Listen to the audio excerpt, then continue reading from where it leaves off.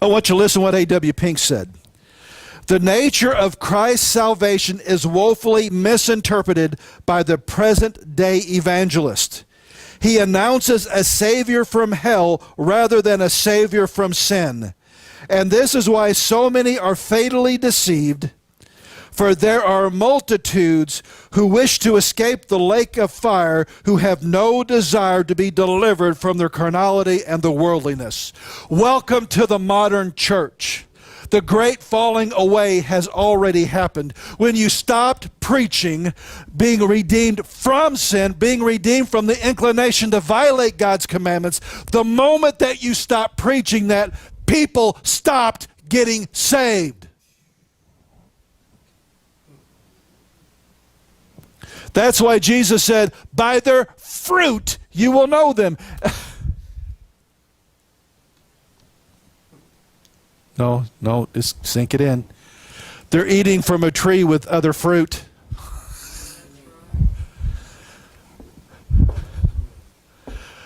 A tree of obedience. Everybody jump. The old Baptist is starting to rise up in me this morning.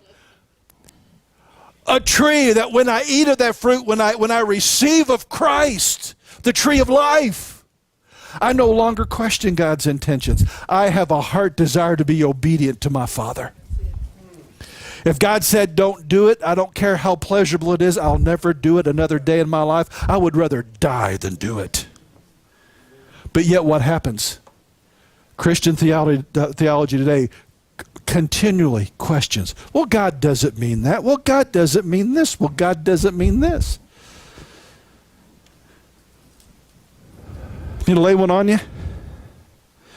When God said marriage was only between a man and a woman, has the same weight as thou shalt not eat pork. Christian, you have no right to question one and then demand that others follow the other. You're either all in or all out, Jack.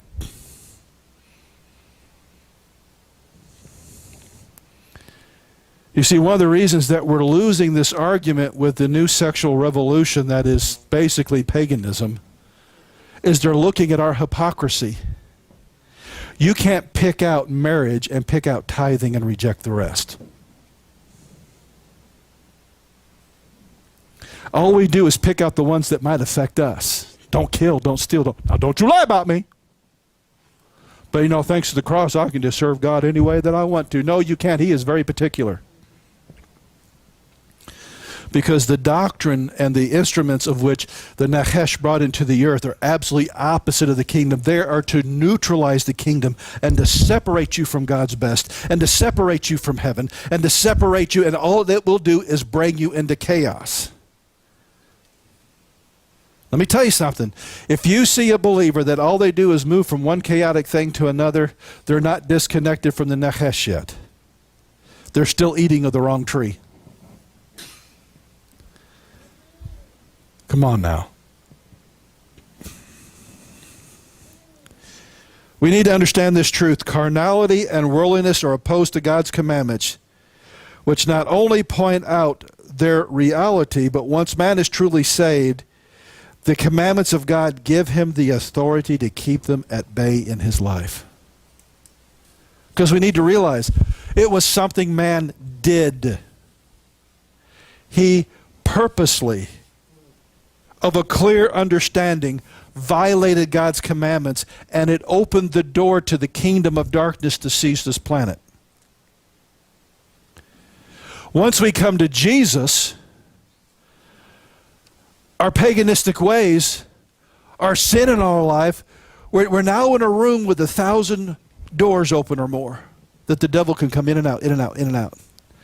And God is saying, now learn my word and quit doing what the Nachash taught you to do and start doing what I taught you to do and start living by my standards. And as you do, you systematically begin closing all the doors to the enemy, and you begin systematically, obedience to God opens the doors to him and shuts the doors to the devil. So really it comes down to this.